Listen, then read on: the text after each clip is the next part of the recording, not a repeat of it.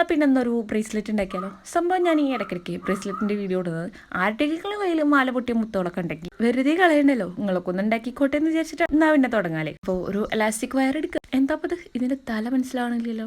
പിന്നെ കുറച്ചു നേരം കഷ്ടപ്പെട്ട് ഇതിനെ തലയൊക്കെ കിട്ടിക്കോളും. സോ ഇനി കോർത്തെടുക്കുക. ആ ചെയിൻ ഇട്ടത് ചാംസ് ഉള്ളതൊക്കെ ഇപ്പം ട്രെൻഡിങ് ആണല്ലോ. സോ അത് വെച്ചിട്ടാണ്. ചാംസ് ഒന്നും നമ്മുടെ കയ്യിലില്ല, ബട്ട് ഇതിൻ്റെ മുത്തിട്ടാലും മതിയല്ലോ. അപ്പോൾ ഇതുപോലെ കോർത്തു കെട്ടിട്ടു.